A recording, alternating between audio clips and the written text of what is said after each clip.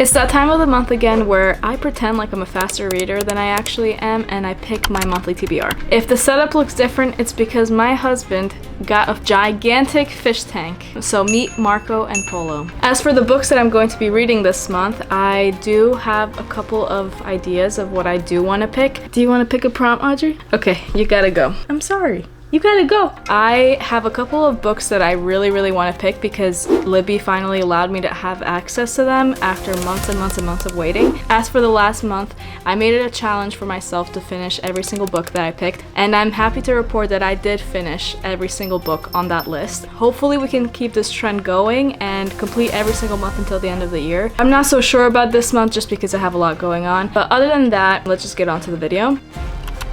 In the beginning of each month, I do start with picking a book from the Bible. The first book that I have selected is 1 Kings. Hopefully I get something in the New Testament just to keep the trend going of picking something from the Old and something from the New. And the final book that I'll be focusing on this month is, okay, not the New Testament, Genesis. This one is really long and it has taken me a long time to read it before. Now let's get on to the video and pick my other books. The first prompt that I have selected is, oh, this is perfect. Libby audiobook. I actually just put this in here hoping that I would pick it, but I'm glad that I did. This one is very easy for me. I've already checked it out and I only have 21 days left to read it. So I'm going to pick The Four Winds by Kristin. I have been waiting for this book for a long time. When it finally said that it was ready to borrow, I just had to borrow it, hoping that I would be able to select it this month. And honestly, even if I didn't select it, I would read it anyway, so I'm very excited for that one. So for the next prompt, I have selected, okay, perfect, 5-star prediction. I think this is going to be a good month. I feel like the two prompts that I've gotten so far are really exciting. I'm going to look at my physical copies first, and then I'm going to look at my e-reader bookshelf, but I'm most likely going to pick something from my Kindle just because I am traveling this month and I don't want to drag a lot of books around with me. When it comes to my physical books, I think something I've been really excited about is the Left Behind series. I'm not sure if I will like the whole entire series, but I'm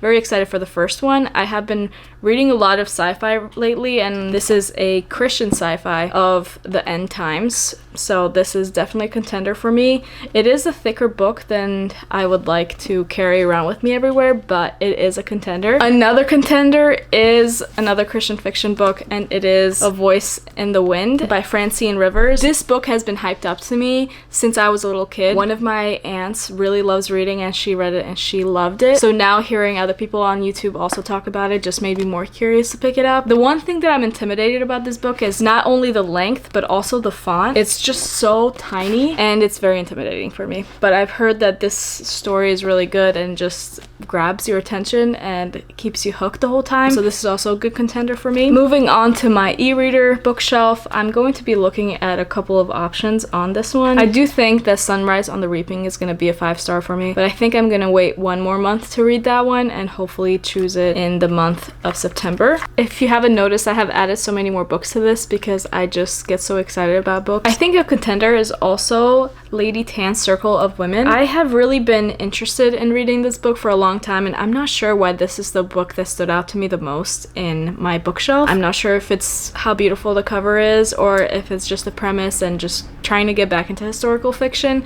but this is also a really good contender. I'm going to try to pick one more book from my tiny bookshelf and then decide at the end of this which one I want to go for. Okay, the final one that I have chosen is Fourth Wing. I know that I'm really late to this game. Everyone and their mom has read this book already, but I have kept it for such a long time because I wanted to get more into the fall season. And in my opinion, August is almost fall, so reading this at the end of August is almost like reading it in September. As of right now, the contenders for this prompt are Left Behind, A Voice in the Wind, Lady Tan's Circle of Women, and Fourth Wing. I am not sure which one I want to go for. I think I'm going to wait on Left Behind and maybe start it more closer to the end of fall and beginning of winter. So this one I'm going to eliminate. I really do want to pick this up, but it's just such a big chunky book that I'm not sure that I'm going to have the time to actually read it, and I don't want to rush this book. I do want to give it a chance and just give it as much time as I can. So unfortunately, I'm also going to put this to the the side and maybe pick it a different month. Between these two, I'm not sure which one I'm going to go for. I'm almost leaning more towards Fourth Wing only because it's a different genre. I already picked historical fiction and I'm not sure if I want to dive into a different one right away. As of right now, just because of that reason alone, I'm going to pick Fourth Wing and finally jump on this bandwagon. So the second book is going to be Fourth Wing. As I said before, I am a slow reader, so I'm only going to pick 4 books for my TBR. Usually I do read more than 4, but I don't want to constrict myself too much. So we're basically halfway there. For the next prompt, I have selected, okay, maybe we're going downhill now, but this one is ugliest cover. I never thought I was gonna pick this one. I just put it in there just to get some books out of my physical TBR out of the way. When I wrote this prompt down, I had a book in mind, so I'm going to take that and show it to you. If you like this cover, don't be offended. It's just not my style, but I got it a long time ago. That book is Murder Between the Lines. If you have been keeping up with my reviews, I did go over this one in the first TBR Jar video. It's an arc from May of 2017, so obviously a long time ago. I have had this for such a long time. I think when I picked this up,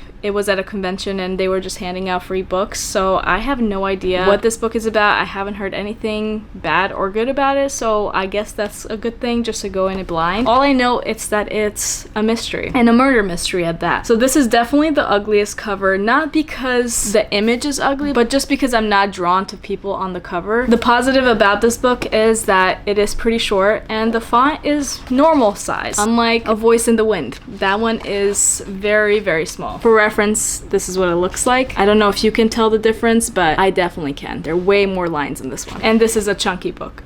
So this is definitely a contender. I'm going to look at my other bookshelf too to see if I have any ugly covers on there, but honestly, I think this is the cover that I'm least excited about. The only other cover that I found that I would consider not as appealing just because of the same things that I mentioned before is The Academy by Elin Hilderbrand. This one I have heard a lot of good things about, and I'm interested to see if I will enjoy the academy setting and just going back to a school setting. I know that I'm more excited to read this one, but also this one has been on my shelf for so long, so I'm not sure which one I will pick. I think for this one I'm going to let a spinner pick it for me because I can't really decide. My heart is leaning more towards The Academy, but also I feel like I've been avoiding this book, so maybe if the wheel picks this one for me, then I will be forced to read it. So I have put them both in a spinning wheel, so I'm going to spin and just see what the wheel picks for me. It's kind of nerve-wracking, but I'm gonna be happy with either one. Looks like it's gonna be close. Okay.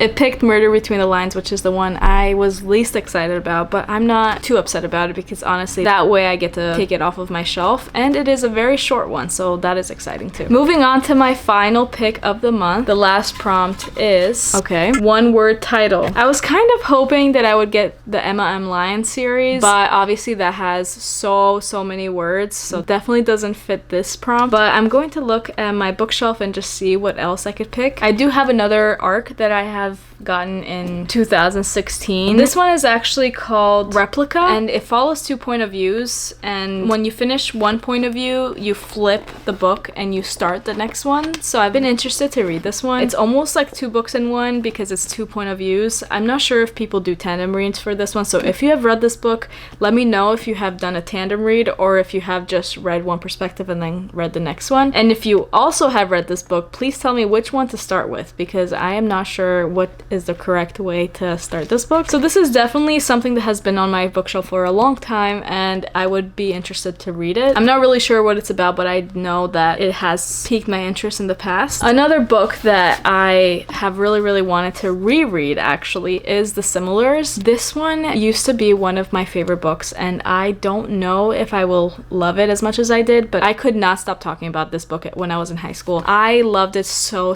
much, and part of me wants to pick it up just to see if I love it just as much as I used to. I know that this is a duology, so it does have a second book, but I haven't read that second book, and I wanted to reread the first one in order to pick up this next one, but I just wasn't sure. This one is actually an ARC copy, so I wonder if I should buy the actual copy and read it on my Kindle just to see if there are any differences and if the author did make any changes. The back doesn't say too much. It just says 6 clones, 1 elite boarding school, countless deadly secrets. This is a sci-fi YA novel, and it is so so good. I loved it so much. I just realized that this is signed by the author. I did not know that, so that's pretty cool too. I don't even know if I want to look in my other bookshelf. I honestly want to pick one of these two. I will tell you the synopsis of each, and then I'm going to decide on which one I'm most interested to pick up. Obviously, I'm going to start with similars because I just realized that this is the similars, so it's 2 words.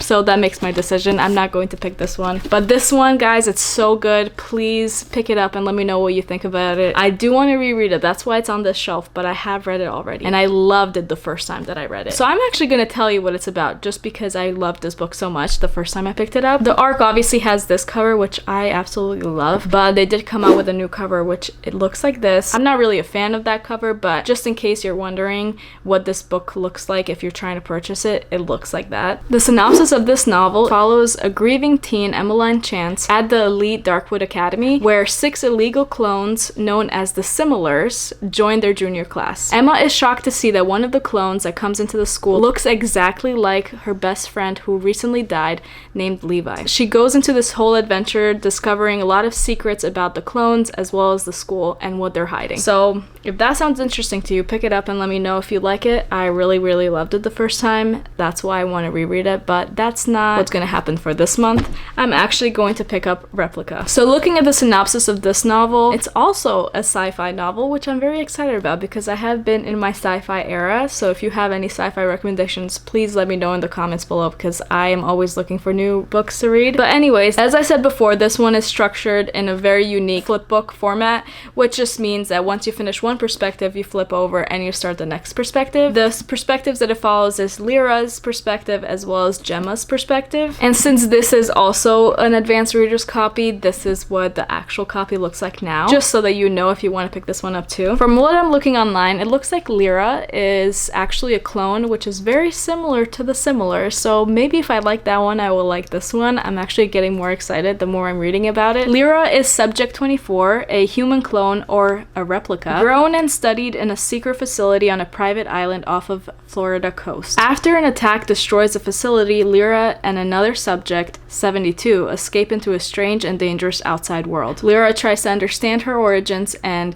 what it truly means to be human. Moving on to Gemma's story, Gemma is a sickly, isolated teen who spent most of her life in and out of hospitals. After a frightening near abduction, she discovers her father has a mysterious connection to the Haven Institute, and Gemma travels to Florida to find answers and collides with Lyra. So this is super interesting. I wonder if Gemma's father is the one who created the clones. That would be an interesting exploration, but I'm glad that I read the synopsis. This sounds so much more interesting now, and I'm very excited to pick it up. So to conclude this video, I'm going to wrap up with everything that I have picked for the month of August. Obviously, starting out with the biblical books, we have Genesis and First Kings. This one is going to be tough. I'm not sure that I'm going to be able to finish Genesis, but I love the book of Genesis. I feel like it has a lot of interesting stories in it, so I am excited. I'm just a little intimidated. When it comes to my secular book, the first book that I picked is The Four Winds by Kristin. Very excited to read this one. I have the audiobook ready and I've been waiting for a long time. The next one is Fourth Wing. Very excited for this one just because I have been interested to see if this one lives up to the hype. If it does, I'm gonna be super happy. If it doesn't, then I guess I don't have to read the next couple of books, so I guess that's a win too. The next one is one that I'm not super excited about, but I'm excited to get it off my shelf, and that is Murder Between the Lines. And the final one, which is probably the one that I'm most excited about now that I heard about it, and that is Replica by Lauren Oliver. If you have read any of the books that I've mentioned today,